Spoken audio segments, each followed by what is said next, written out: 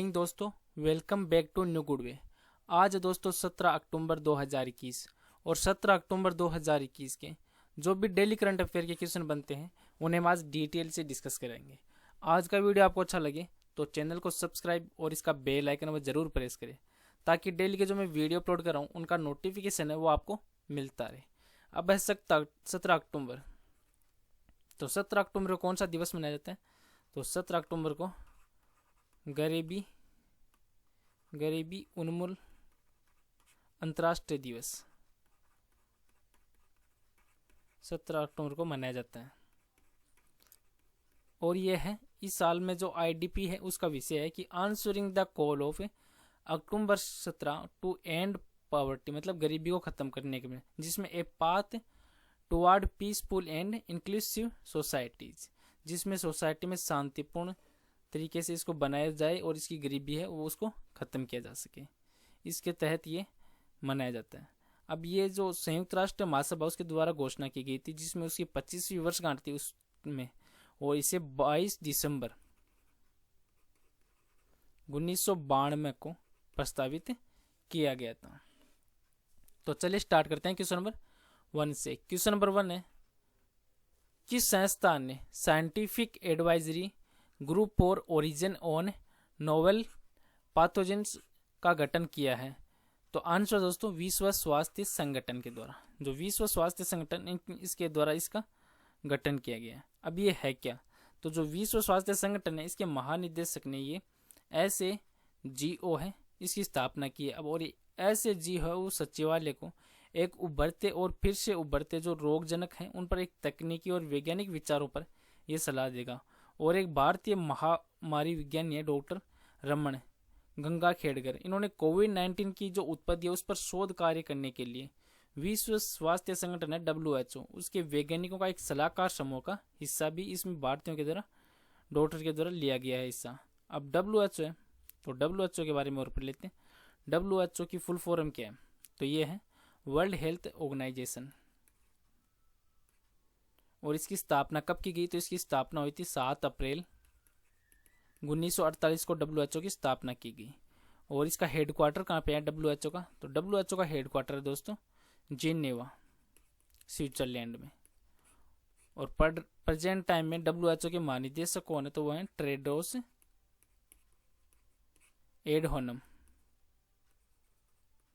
एडहोनम ये इसके महानिदेशक हैं। नेक्स्ट क्वेश्चन है क्वेश्चन नंबर 2, कौन सी संस्था वो फिस्कल मॉनिटर रिपोर्ट है वो जारी करती है? तो आंसर दोस्तों अंतर्राष्ट्रीय मुद्रा कोष है उसके द्वारा ये फिस्कल मॉनिटर रिपोर्ट है वो जारी की जाती है IMF के द्वारा। जो ये भी अंतर्राष्ट्रीय मुद्रा कोष है इन्होंने एक रिपोर्ट जारी की है उसके अनुसार जो वैश्विक ऋण है वो 226 ट्रिलियन अमेरिकी जो डॉलर है उसके एक नए उच्चतम स्तर पर पहुंचा है। जो उन्नत अर्थव्यवस्था और चीन ने 2020 में जो विश्वव्यापी ऋण है उसके संचय में 90% से अधिक योगदान दिया। और भारत का ये ऋण है वह 2016 में जो GDP है उसके 68.9% से बढ़कर अब 2020 में 89.6% हो गया है। 68.9% था 2016 में और 89 हो गया अब 2020 में। और इसके जो 2021 है इसमें 90.6% तक पहुंचने का यह अनुमान है वो IMF के द्वारा लगाया गया है। अब IMF है तो IMF के बारे में और पढ़ लेते हैं। इसका हेडक्वार्टर कहाँ पे है? तो ये है वाशिंगटन DC में। वाशिंगटन DC में इसका हेडक्वार्टर है संयुक्त राज्य में। और इस IMF की स्थापना कब की गई? तो ये जुलाई 1944 में की गई थी।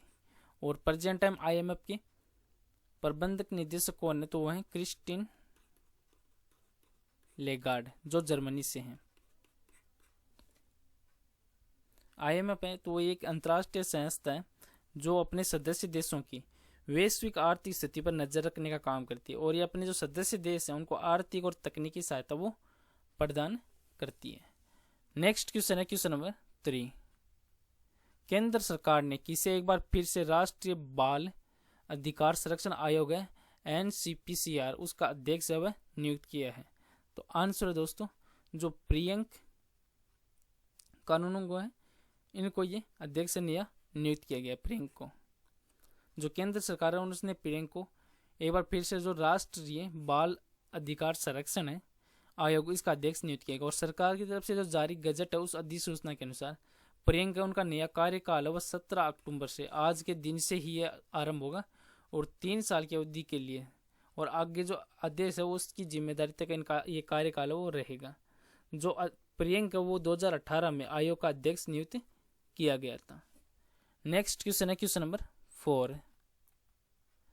क्रिप्स एम टूल है वह किस योजना को लागू करने में जलवायु संबंधी जानकारी को शामिल करता है? तो आंसर दोस्तों मनरेगा। मनरेगा को ये शामिल करता है। अब ये है क्या? तो इसमें केंद्रीय ग्रामीण विकास और पंचायती राज मंत्री हैं प्रेजेंट टाइम में श्रीमान गिरिराज सिंह,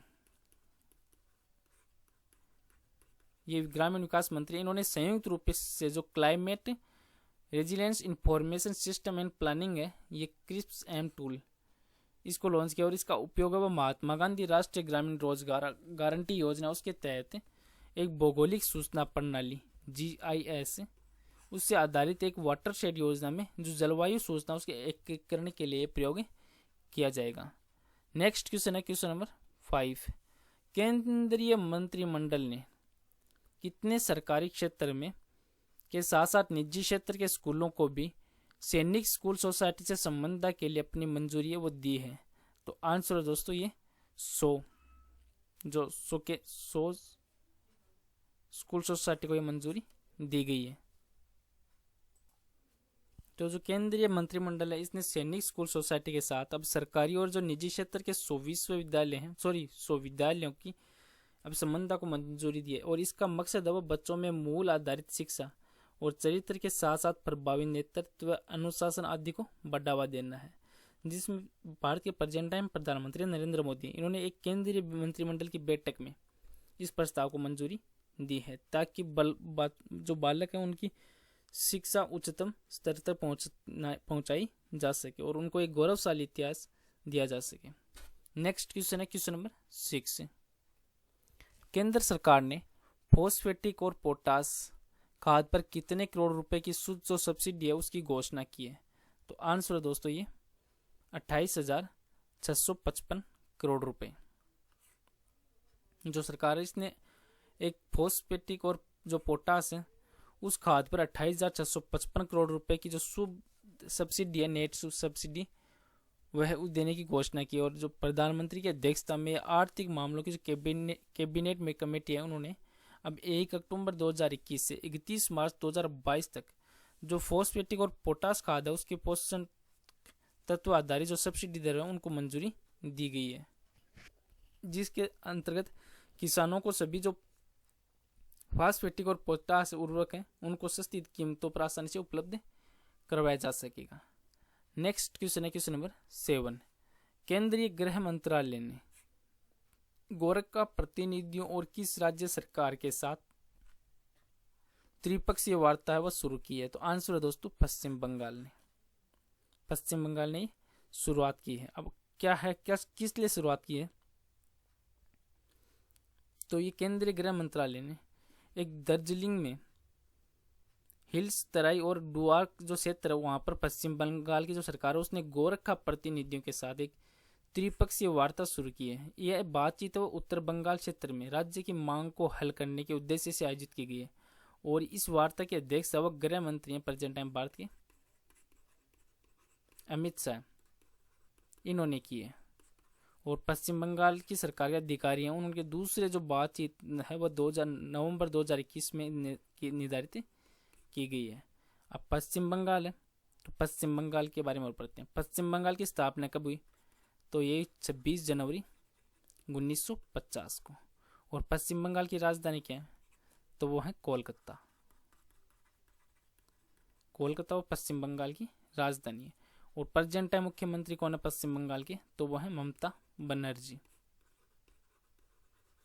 और राज्यपाल कौन है पश्चिम बंगाल के? तो वो है जगदीप धनखड़। नेक्स्ट क्वेश्चन है क्वेश्चन नंबर 8।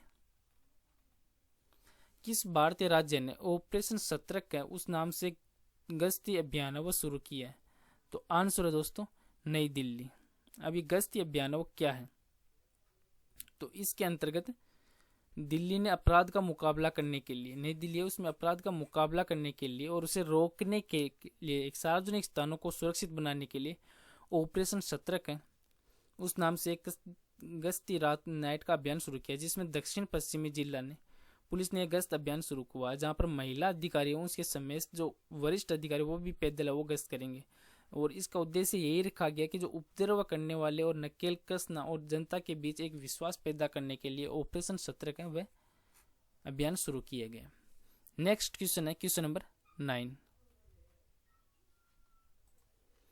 कि किस जानवर की प्रजाति को डोले भी कहा जाता है? तो आंसर दोस्तों जो एशियाई जंगली कुत्ता है उसको एशियाई जंगली कुत्ता उसको डोले भी कहा जाता है।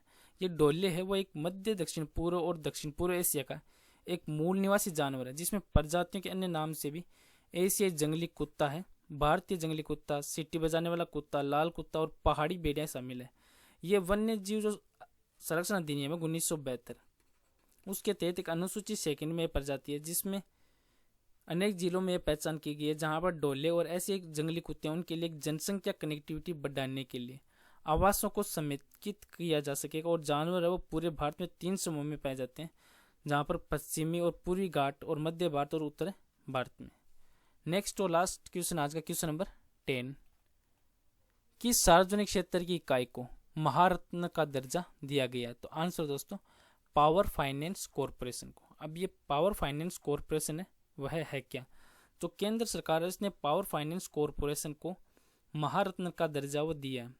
जो पीएफसी है, ओएनजीसी और इंडियन ऑयल कॉरपोरेशन सेल समेत अनेक जो विशिष्ट समूह उसमें शामिल होकर यह दर्जा वो करने वाली अब 11वीं जो सरकारी स्वामित्व वाली इकाई है वो बननी है।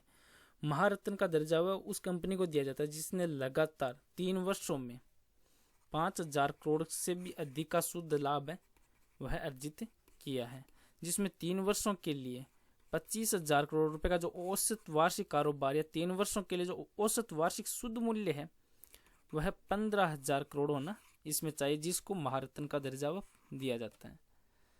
अब एक बात और पढ़ लेते हैं कि 15 अक्टूबर को कौन सा दिवस मनाया जाता है? तो 15 अक्टूबर को विश्व छात्र दिवस मनाया जाता है, विश्व छात्र दिवस। और ये क्यों बनाया जाता है? जो ये छात्र है वो देश का भविष्य, और ये इसलिए महत्वपूर्ण है कि उनके लिए एक समर्पित इस दिवस को मनाया जाए और छात्रों की प्रशंसा की जाए। और इस दिन ही डॉक्टर जो एपीजे अब्दुल कलाम है उनके जीवन से संबंधित जो प्रेरणादायक कहानियां उनको छात्रों से रूबरू कराया जा सके और जीवन में उन्हें आगे बढ़ने के लिए प्रेरित किया जाए। इसी को मद्देनजर रखते हुए विश्व छात्र दिवस वो प्रत्येक वर्ष 15 अक्टूबर को मनाया जाता है, ताकि छात्रों को उनका महत्व जो उन्होंने एपीजे अब्दुल कलाम ने दिया था अपना महत्व, और समाज को उनका जो महत्वपूर्ण योगदान था उनके बारे में लोग छात्रों को जागरूक किया जा सके। चलो दोस्तों आज का वीडियो यहीं पे समाप्त करता हूँ। आज का वीडियो आपको अच्छा लगे तो चैनल को सब्सक्राइब और शेयर जरूर करें। Thank you all of you.